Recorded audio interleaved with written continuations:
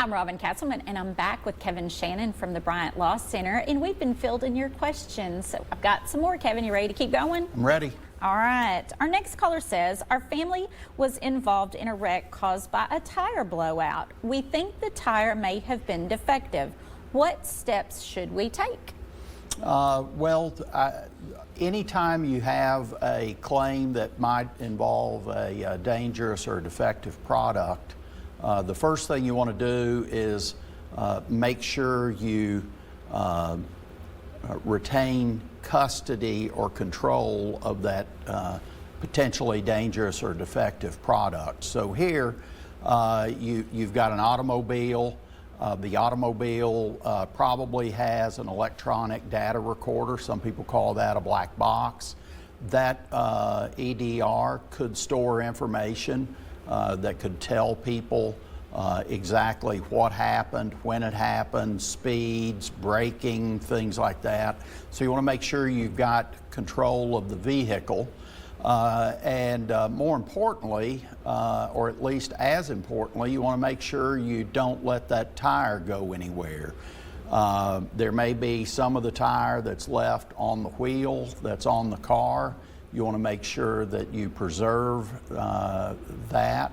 There may also be scraps of the tire that are out there on the roadway. You need to get somebody out there pretty quickly to investigate and pick up scraps of tires to see if the scraps belong to the tires on your vehicle. You're probably going to need somebody to get out and take measurements, possibly do an accident reconstruction. So you want to get those things in motion pretty quickly, because otherwise you're going to start getting calls about settling your property damage claim, assuming you had insurance coverage on your own policy. And then once that claim gets settled up, the insurance company is going to take custody of your car.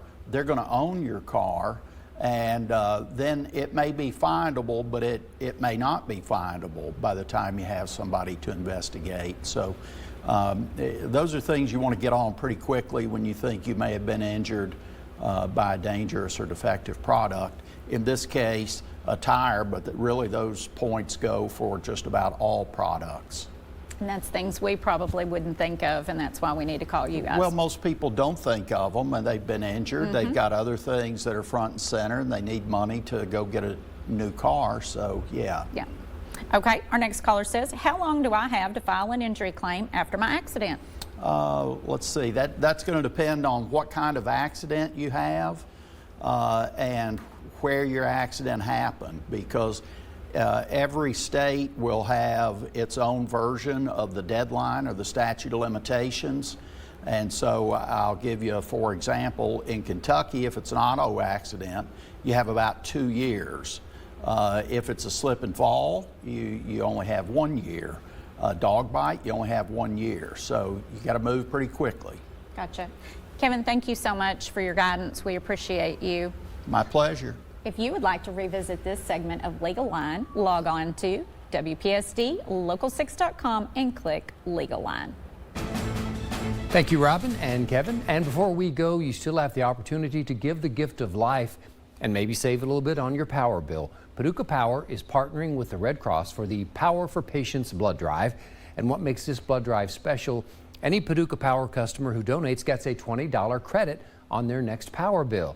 The drive started yesterday. It continues today at the Robert Cherry Civic Center in Paducah. It's going on right now, and it will last until 5:30 this evening. So make sure you get out and donate. And the credit can be applied to your own bill or donated to a local nonprofit if you're not a customer of Paducah Power. Walk-ins are welcome. You can also schedule an appointment, and to learn how, you can visit our website, WPSDLocal6.com. Also today, Hickman County Schools are hosting a free car seat check and safety event. It's for families currently living in Hickman County with children 5 years old and younger.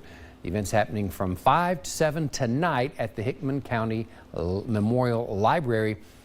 Student resource officers and other certified car seat technicians will be on site. There will be free car seats offered while supplies last, plus kids, activities, and giveaways. All right, meant to show you this earlier and ran out of time. The newest drought update. Honestly, a little surprised that it was not as expansive as it was, but nonetheless, still seeing drought conditions across a good portion of the area. Had a few raindrops across Paducah earlier. Those are over toward Ledbetter and Calvert City, and a couple of showers over in southeast Missouri. Some more rain chances coming along as we head toward late tomorrow night. Fingers crossed for that, because that looks like that's going to be it for us for rain for a while after that Friday night chance. Cooling off into the 70s for the weekend and heating back up next week, back up into the 80s most of next week. All right, Trent, we thank you. We thank you for watching Local 6 Midday.